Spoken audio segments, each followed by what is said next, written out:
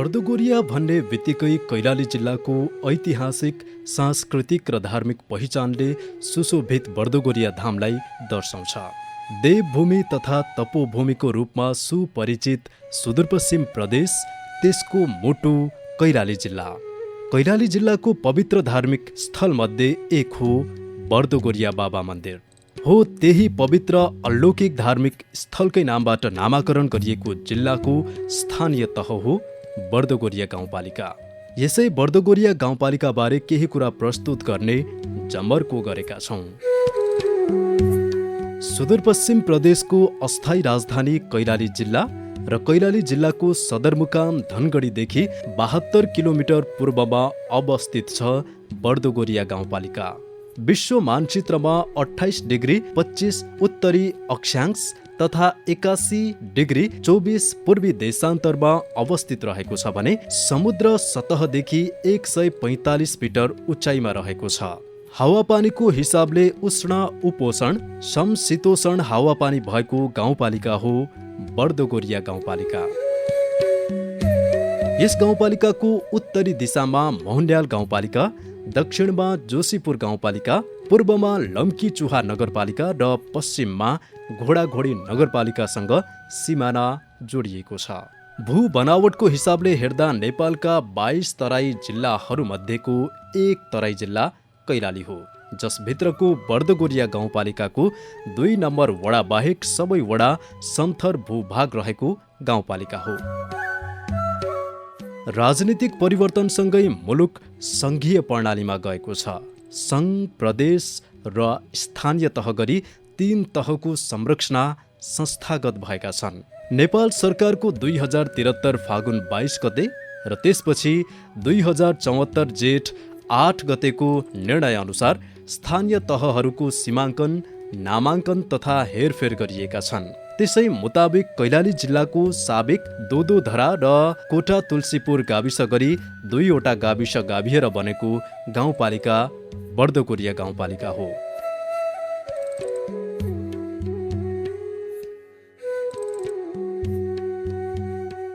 गाउँपालिकाको वस्तुगत तथ्याङ्क 2075 अनुसार गाउँपालिकाको कुल जनसङ्ख्या 40,179 रहेको छ, जसमा महिलाको जनसङ्ख्या 19,967 अर्थात् 49.7% र पुरुषको जनसङ्ख्या 20,212 अर्थात् 50.3% रहेको छ।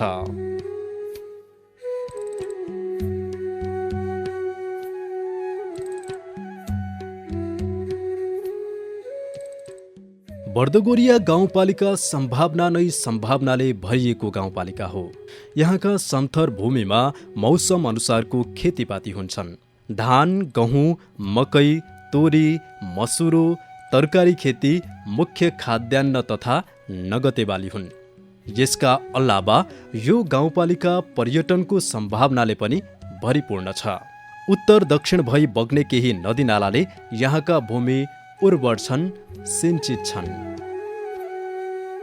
नदीकै बारेमा चर्चा गर्नुपर्दा बर्दोगोरिया गाउँपालिकाको प्रमुख नदीका रूपमा करिब 20 किलोमिटर लम्बाइ ओगटेको काँडा नदी, 10 किलोमिटर ओगटेको कुइरा नदी र 10 किलोमिटर ओगटेको कटैनी नदी रहेका छन्।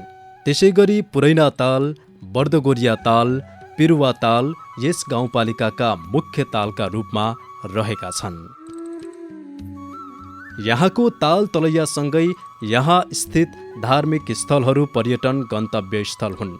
यहाँ रहेका बर्दोगोरिया बाबा मन्दिर जस्ता 54वटा ठूला साना धार्मिक क्षेत्रहरू धार्मिक पर्यटनको सम्भावनाले भरिएका छन्।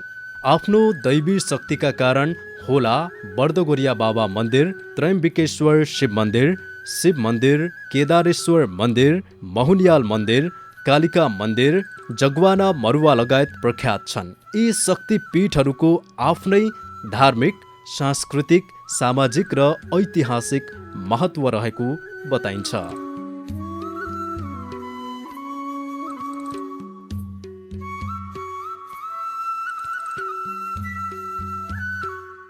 बर्दा बाबा भन्छन् हैन, हाम्रो थारू भाषामा बर्दा भन्छन्। बर्दा गोरिया भनेपछि जो धान दाउने बेलामा अथवा चाहिँ होइन चाहिँ कुनै पनि चाहिँ होइन एउटा गोरिया भन्छ नि त गोरिया एउटा चाहिँ दाउने बेलामाको अन्तिम जो पछाडिको एउटा गोरिया हुन्छ त हो त्यस्तै यो बर्दा गोरिया बर्दा बाबा भयो अनि बर्दनी भयो र गोरिया भनेपछि एउटा चाहिँ के अरे चाहिँ धान दाउने बेलामा चाहिँ गोरिया बनाउँछ नि त एकदम लास्ट पुच्छरको अथवा चाहिँ बुढो गोरुलाई अथवा चाहिँ होइन त्यो सिपालु गोरुलाई अनि चाहिँ गोरिया भनेको चाहिँ त्यो हो।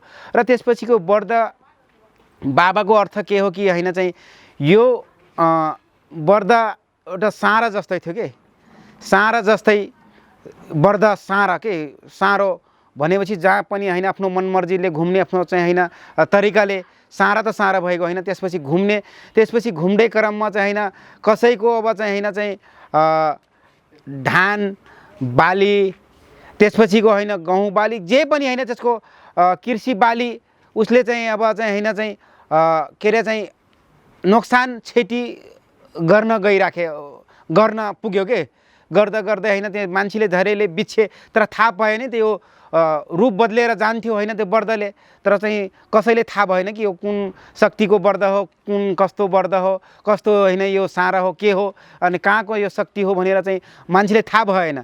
त्यसपछि कि उसले चाहिँ होइन चाहिँ दिनदिनै सताउन लाग्यो क्या त्यो बर्दले होइन चाहिँ त्यो साँराले दिनदिनै सताउन लाग्यो। सताइसकेपछि उसले चाहिँ मान्छेले होइन हानिदिए के हानिदिएपछि होइन चाहिँ अब कसले चाहिँ होइन चाहिँ हतियार प्रयोग गरिदियो कसैले चाहिँ होइन चाहिँ भने लाठी प्रयोग गरिदिएपछि उसको खुट्टा भाँचिदिए। खुट्टा भाँचिसकेपछि उसले चाहिँ होइन चाहिँ अब हिँड्ने अवस्था पुगेन भनेपछि के अरे चाहिँ त्यसको आसपासमा चाहिँ बर्दगोरियाको क्षेत्रको आसपासमा चाहिँ उसले चाहिँ होइन चाहिँ मान्छेले अब चाहिँ होइन त्यहाँको चाहिँ अब के एउटा चाहिँ कन्या राजा पनि त्यहाँ जोडेछ के ठुलो कन्या राजा।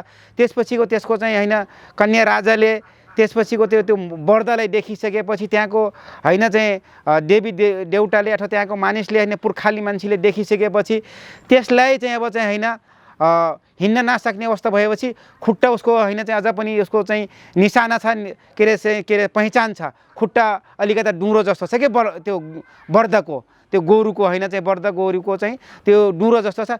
त्यसपछि त्यसलाई स्थान दिएको हो त्यहाँ स्थान दिइसकेपछि त्यसले चाहिँ होइन चाहिँ त्यसपछिको त्यसको नामबाट बर्दगोरिया मन्दिर सुरुवात भयो। गाउँपालिका धार्मिक तथा पर्यटन विकासको निम्ति लागि परेको छ। ताल तलैयाहरूको उचित संरक्षण गर्दै माछा पालनका साथसाथै जलचरहरू अवलोकन र पौडी खेल्ने स्थलहरूको विकासमा जुट्न थालेको छ भने थारू कला बस्तीहरूलाई होमस्टे तथा थारू सङ्ग्रहालयको रूपमा विकास गर्न अग्रसर भएको छ। आदिवासी थारू समुदायको सघन बसोबास रहेको बर्दगोरिया गाउँपालिकालाई धार्मिक तथा सामाजिक विविधताले भरिपूर्ण गाउँपालिकाका रूपमा लिने गरिन्छ। यहाँ विभिन्न जात जाति धार्मिक आस्था वेशभूषा तथा भाषाका मानिसहरूको आफ्नै मौलिक रहनसहन चालचलन वेशभूषा रहेका छन्। यहाँ अधिकांश हिन्दू धर्म मान्ने मानिसहरूको बसोबास रहेको पाइन्छ भने बौद्ध इस्लाम र इसाई धर्म मान्ने मानिसहरूको बसोबास पनि रहेको पाइन्छ। परापूर्वकालदेखि नै चल्दै आएका यी र यस्ता सांस्कृतिक धरोहरहरूले समाजमा एकता र सौहार्दताको वातावरण सिर्जना गरेको बताइन्छ। त्यसकारण यी सांस्कृतिक उत्कृष्टताहरूको जगेर्ना गर्नु जरुरी देखिन्छ। स्थानीय कला संस्कृति रहनसहनलाई संरक्षण तथा सम्वर्धन गर्न विविध कार्यक्रम गर्दै आएको छ। अब मुख्य गरी हाम्रो बर्दगोरिया गाउँपालिका वार्ड नम्बर 6 को विशेष गरी हामीले निर्माण योजनाहरू कार्यमा धार्मिक हिन्दू भवनहरू निर्माण जस्तै शिवलाय मन्दिरहरू त्यसपछि गएर हाम्रो बर्दगोरिया गाउँपालिका 6 भित्रै हामीले थारू मरुवा मन्दिर आदिवासी जनजाति थारूहरूको थान मरुवालाई भन्ने गरिन्छ त्यसले पनि जगेर्ना र संरक्षण निर्माणहरू गरेका छौँ। र त्यस्तै गरी अब कला संस्कृतिलाई प्रावधान गर्नको निम्ति हामीले विशेष गरेर विशेष थारू गाउँलाई होमस्टे गाउँहरू राख्नको निम्ति विशेष हामीले ठाउँलाई जस्तै रामजानकी सेवा समाज भक्तिने स्थानलाई त्यो एरियालाई हामीले होमस्टे गाउँलाई कला संस्कृतिको रूपमा संरक्षण गर्न पायो भने हामीले अझै चाहिँ युवासी नगरवासी वडावासीहरूको निम्ति त्यो सहज राम्रो एउटा संस्कृति प्रावधान र संरक्षण हुन्थ्यो। विशेष त हाम्रो कठडिया होरी नाच त्यसलाई हामीले संस्कृतिको पर्वको रूपमा मनाइरहेछौँ भने त्यस्तै गरी थारूहरूको विशेष गरेर माघी दप प्रतियोगिताहरूद्वारा नै हामीले संरक्षण गरिराखेका छौँ, संस्कृति प्रवर्धन बनाइराखेका छौँ। र अर्को कुरा हिन्दू धर्मावलीहरूको जस्तै हाम्रो कमरिया एउटा कार्यक्रम यात्रा भन्ने त्यो गर्ने गर्छौँ हामी कैलेश्वरहरूमा, यसो चाहिँ संरक्षण विशेष गरी दिइराखेका छौँ।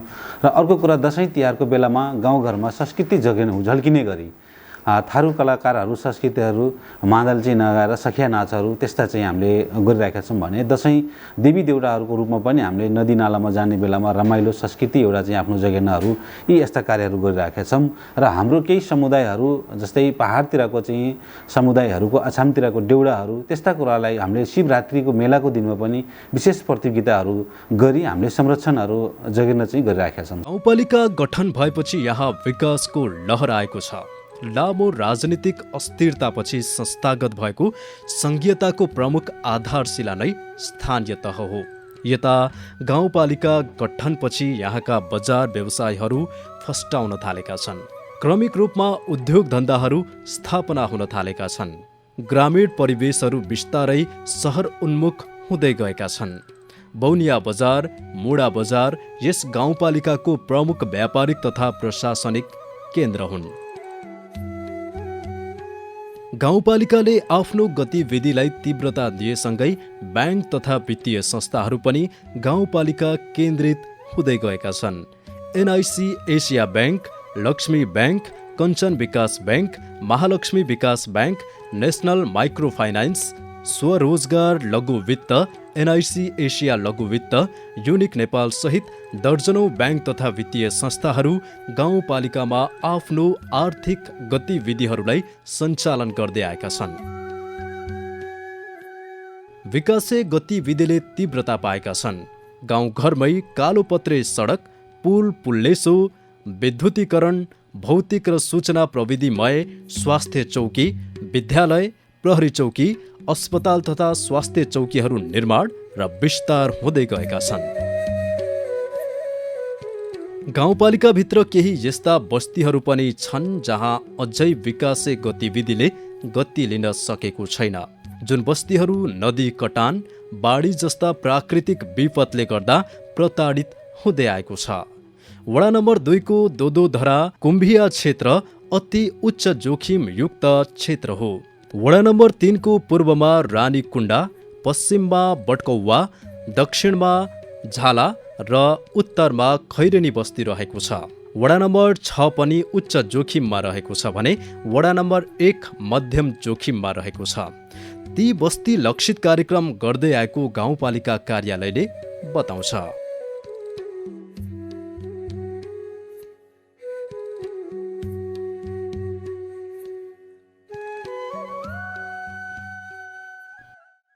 यस बर्दोगोरिया गाउँपालिकामा नभई नहुने बजार क्षेत्रको ढल निकास र वर्षेनी डुबानको समस्या, तटबन्धका कुराहरू, बाढी पहिरोका तटबन्धका कुराहरू र अनि बर्सातमा आउने पानीले डुबानको कुराहरूलाई न्यूनीकरण गर्नको लागि समय समयमा तटबन्धको लागि प्रदेश सरकारसँग, केन्द्र सरकारसँग अनि यस क्षेत्रका मान्यज्यूहरूसँग पनि पटक पटक पत्राचार एवं अनुरोध गर्ने गरिएको छ र विकास निर्माणको हकमा सेती लोकमार्गको लागि पनि पहल कदमी भएको छ। मान्य सांसद झपट रावलज्यूले पटक पटक यस क्षेत्रको विकासको लागि अग्रगामी भूमिका खेलिराख्नु भएको छ। उहाँले पटक पटक हामीसित पनि सहकार्य गरेर कुन किसिमका योजनाहरूलाई प्राथमिकीकरण गर्ने, तपाईहरूले त्यहाँबाट डकुमेन्टेसन गरेर छिटो पठाउनुहोस् भन्ने हामीलाई झकझकै राख्नु भएको छ र उहाँको पनि एउटा त्यत्तिकै योगदान रहेको कुरा पनि छ। र अर्को कुरा, यस बर्दोगोरिया गाउँपालिकाका अध्यक्षज्यू लगायत सम्पूर्ण राजनीतिक दलहरूले पनि आफ्नो क्षेत्रबाट हुन सक्ने विकास निर्माणको लागि कटिबद्ध रहेका कुराहरू पनि छन् र विगत भन्दा अहिले धेरै विकास भएको कुराहरू यहाँहरूले प्रत्यक्ष रूपमा देख्न सक्नुहुनेछ।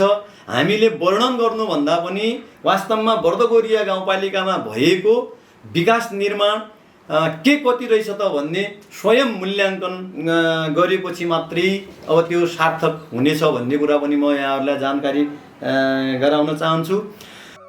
कृषि पेसामा मात्रै आश्रित गाउँपालिकावासीहरू अब क्रमिक रूपमा व्यावसायिक र अन्य पेसातर्फ अग्रसर हुँदै गएका छन्।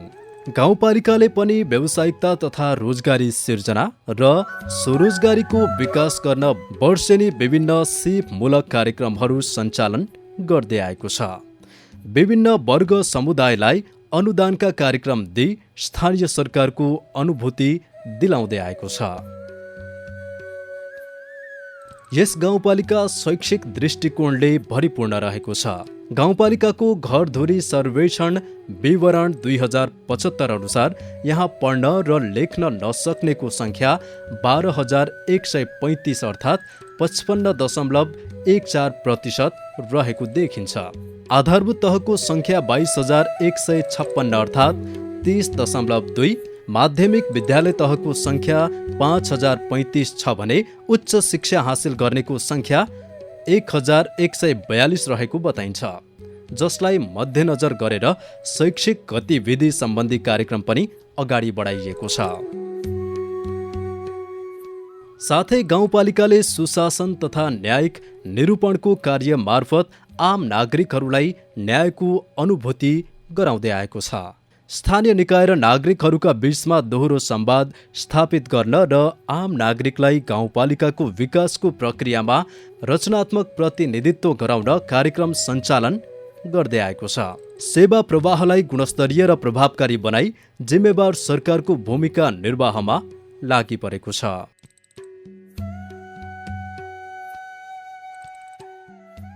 गाउँपालिका संघीयताको मूल मर्म तथा संविधानले प्रदान गरेका हक अधिकार प्रदान गर्न निकै अग्रसर छ।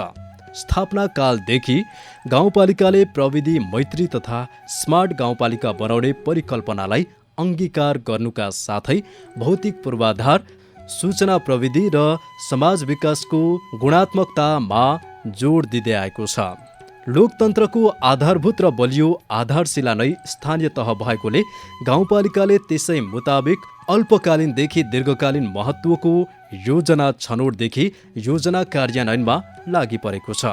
पछिल्लो समय कोरोना महामारीबाट मानव समुदाय नै त्राहिमाम भएकाले विकासका हरेक गतिविधिहरू प्रभावित भएका छन्, जसबाट बर्दगोरिया गाउँपालिका पनि अछुतो रहेन। तथापि गाउँपालिकाले पनि कोरोना महामारीसँग जुझ्दै आफ्नो नीति तथा कार्यक्रम, लक्ष्य र उद्देश्य प्राप्तिको मार्गमा निरन्तर अगाडि बढाएको छ।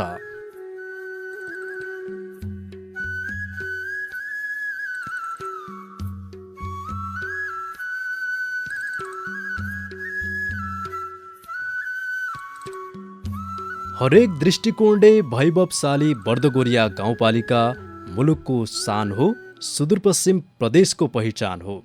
कैलाली जिल्लाको चिनारी नै बर्दगोरिया गाउँपालिका हो, जुन कारण गाउँपालिकालाई सूचना र प्रविधि युक्त विकासले सम्पन्न, आर्थिक रूपले सम्पन्न हरेक नागरिकको जनजीवन बनाउनतर्फ सबैको साझा उद्देश्य हुनुपर्छ। सम्पन्न नागरिक नै सम्पन्न गाउँपालिकाको परिचय र सूचक भएकोले त्यसतर्फ सबैले चिन्तन गर्न जरुरी छ।